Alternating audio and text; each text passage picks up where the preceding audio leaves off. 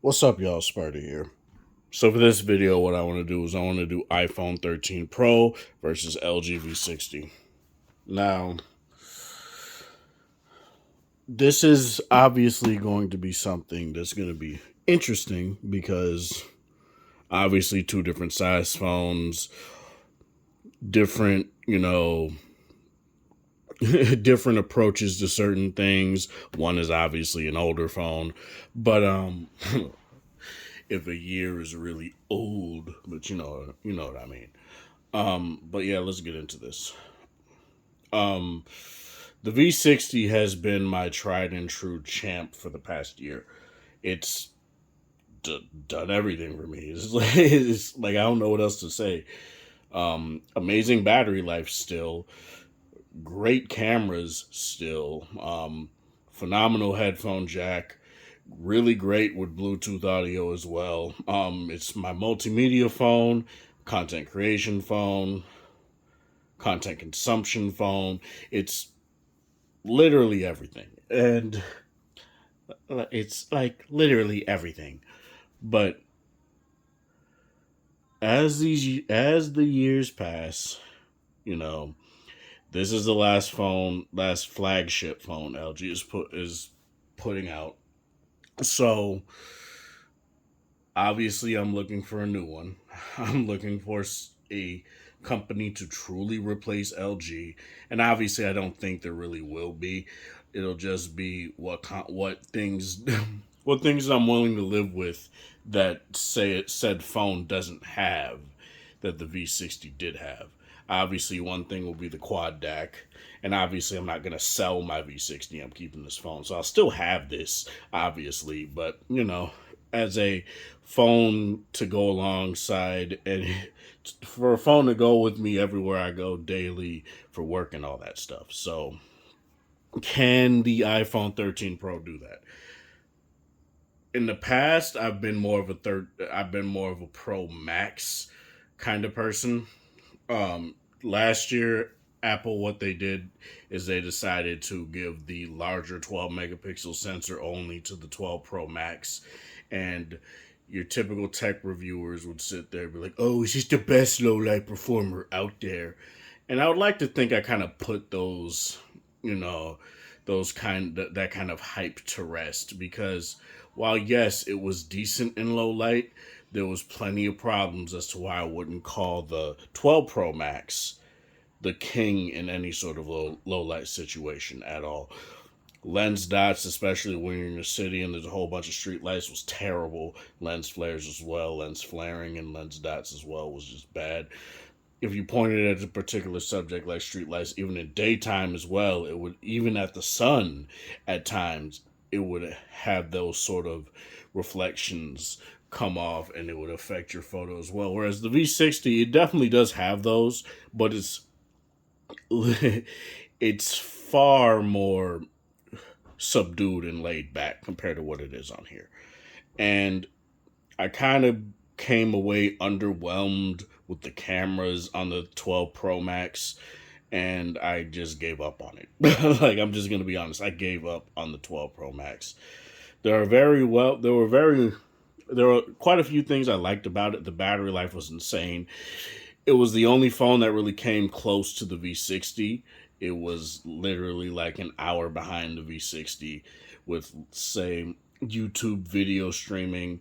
The V60 would do better in certain games like Seven Deadly Sins. It would be able to do damn near 10 hours of continuous auto grinding, whereas the 12 Pro Max, I believe, was only able to do like 6 hours and 45 minutes, maybe. And still insane nonetheless, but it was something that I didn't see. It was like, yeah, that's not that big of a deal, but it's something that's pretty cool.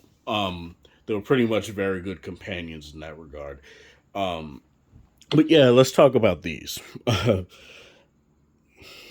13 Pro, 256 gig variant.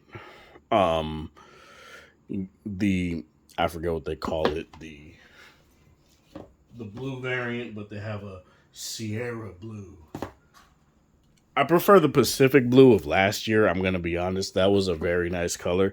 Kind of wish they kept it, But honestly, this is a very nice color, very nice blue as well. Let me take the case off just so you guys can see. Um, Very nice looking. I'm not gonna sit here and lie about it. Um, your 12 Pro, your 12/12 Pro cases are not gonna work on this phone. Camera bulge is far larger than that, so you're going to have to get the new 13 cases. And plus, the phone is overall smaller, so you're going to have to get 13 Pro cases, and they're not backwards compatible in any sort of way, which I feel kind of sucks.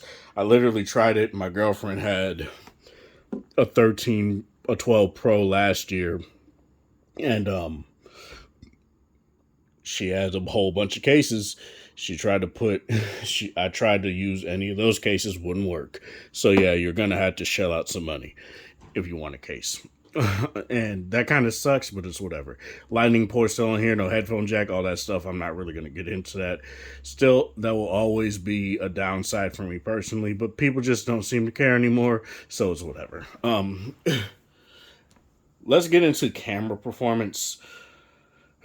And this is something that I feel is very interesting because there are some definite strengths to what the iPhone can do, but I feel like there's some drawbacks that nobody talks about. And I feel like while there's the 12 megapixel main sensor on here, which is the one I'm primarily going off of because that's the one I'm going to be using 99% of the time, um,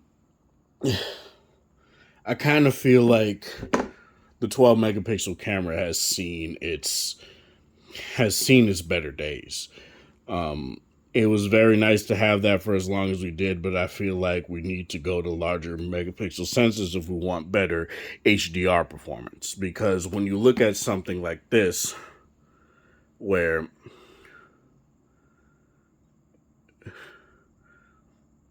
it's going to be very difficult to see from here, but I'll just say it.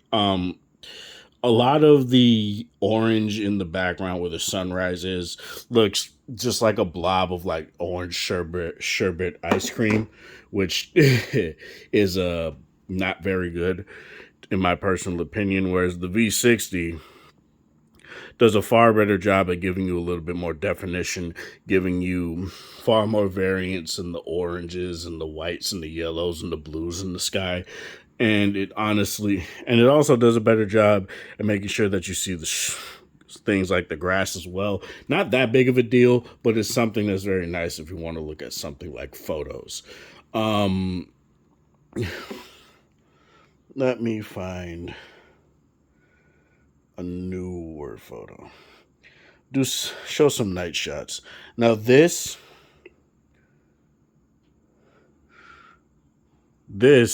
was done with the night mode, and it looks quite nice, I'm not gonna lie, but it was done in the night mode when I really didn't want it to, and that's something I really don't like about Apple software, is that they'll just automatically put it into night mode even if you don't want it. And another thing that kind of sucks is that while I did have to crop this as a 3x zoom on both, and you get a little bit of fringing along the branches right there and whatnot, I do feel like the V60 did a far better job of making sure this looks like the scene that it is. Whereas the iPhone kind of makes it look like sunrise, and that's kind of what these night modes are notorious for. They're kind of notorious for making night look a little bit more like day, and I'm personally not a huge fan of that. I would like for that to just not be the case when I use a night mode, and I feel the V60 is the better handled version because it just brightens up the image so that you can see what's going on in the background. Not, oh, let's add light where there isn't light, basically. Overall, I do feel like things like focusing is very good on here. The 12 Pro and 12 Pro Max did have focusing issues. I haven't had any sort of focusing issues on here whatsoever as of yet. V60, both of them have very similar. The Z camera and the LiDAR are quite similar. The Z camera does a little bit more what the LiDAR does on the iPhone, but they both pretty much are used for the same thing, depth mapping and things like that. And the V60 uses the Z camera to focus faster, and it pulls focus quite fast and very consistently as well. In terms of what I feel about overall photos and things like that, I do feel like the V60 does a little bit better at punching up colors a little bit and making sure that it still looks pretty natural, but not super oversaturated like what a Samsung phone would do. This phone I feel is very hit or miss with its HDR. Where there are some times where it does HDR and it looks very good. There are some times where it does HDR and you can't tell that HDR is on. Like, and to me, that is just, I don't understand that. Why brag and boast about HDR if your phone is very hit or miss with it? And to me, that just kind of sucks, man. Because you shell out $1,000, $1,100 for a phone, you expect things like the HDR performance to be top notch, and I don't necessarily feel that it's the top of the pack. I feel like things like this quad bay or 64 megapixel sensor on here will definitely do better with HDR because it's pretty much designed to do better with HDR. Like I said, I feel like the 12 megapixel camera is pretty much on its way out. And it's still a very good sensor, but I feel like that should go down to the lower end phones so that they can get a taste of what higher end phones have been getting for the past like what ever since the S7. So 5 years now, but like so that's crazy, or even like the HTC 10. So it's quite crazy that we've been using this sensor for this long and been doing so well with it. But I feel like it's time to go on. Um, and I feel like Apple does a decent job at making sure it does good. But honestly, if you're moving from a 12 Pro Max, especially even a 12 Pro, I feel like you'll be personally fine. Whereas when you're going from a V50 to a V60, you'll get definitely better HDR performance. You'll probably get overall probably a little bit more detail as well. I don't remember the megapixel count on the main sensor of the V50, but overall, I do feel like it's going to be pretty samey on the iPhone, whereas on the V60, going from V50 to V60, solely for camera purposes, you'll definitely see the difference, and it's going to be very quite nice. Um, let's talk things like display. Both are 1080p OLEDs. This is obviously 120 hertz or Pro Motion. This is just 60 hertz. In terms of the battery life on both of these as well, I'll get into that a little bit later. But let me just get into things like the display. Um, Both of these displays are really good. I'm not gonna sit here and lie about it. I'm not gonna be like, oh, the iPhone display is terrible or the LG display is terrible. They're both really good displays. You're not really gonna go wrong with either of them. Obviously, if you want a bigger display, I'd go with the V60. The V60 might get a little bit brighter, ever so slightly brighter, but I do feel like both of them will serve you well in terms of that. Um, Obviously, things like burn-in will happen over time. Over the year that I've had the V60, I don't have burn-in issues. I've literally just got this iPhone, but obviously I'm not going to suffer any sort of burn-in issues. But Apple had some display issues as well last year, so I don't see any of those kind of issues where backlight bleed, like where it will kind of look like there was a backlight when you turned on the phone and it was on the black Apple logo type deal. It or white Apple logo on black background type deal that was kind of on the 12 Pro Max that looked very weird. But there's some mistouches. You kind of saw it when I was messing with this here, but there's some mistouches every now and again, but it's not like it was, say, with the Galaxy S20 FE, where it was like every damn near every other time I tried to touch anything on the phone, it just wouldn't work. And this isn't bad at all. It's serviceable, but I feel like they should tweak that if they can in software, if it's a software bug. Um, 120 hertz on here definitely is nice. when you're just doing very fast things, you're not going to notice the battery hit at all. But say if you're just doing stuff like scrolling through Twitter or scrolling through Reddit or scrolling through Facebook, you're going to see that battery dip a little bit. And it does definitely dip faster than it did last year because of that. Apple making the whole claim of, oh, we've optimized our phone to the best that we could ever do it, to where you get 1.5 extra hours of battery life out of this phone. I don't necessarily think that's the case. Um, they just have to say that to reassure people that you'll be fine. And I do personally think you'll be fine. But if this is your only phone, I still would advise you to bring a charger. Like, I would still advise you to bring a charger, honestly, because you're going to need it regardless of what Apple says. And 5G, which is something I can't get on this phone because I use Google Fi, um, is definitely going to be a hit on the battery as well. And 5G plus 120 hertz, I kind of feel like the S21 Ultra does a little bit better with that in particular because it has 5G and 120 hertz as well.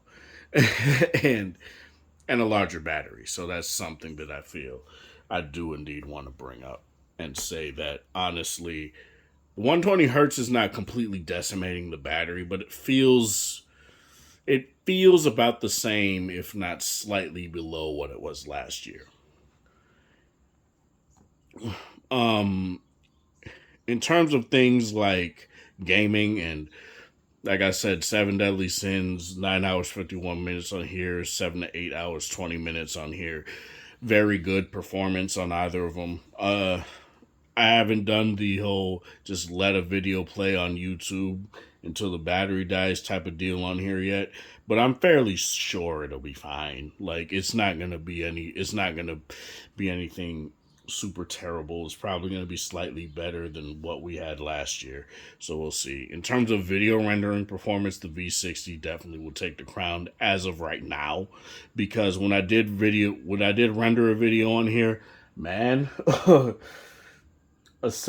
I think it was like a 7 minute clip took 9 minutes to render out. No, no, like no, that's not happening, dog. That is not happening.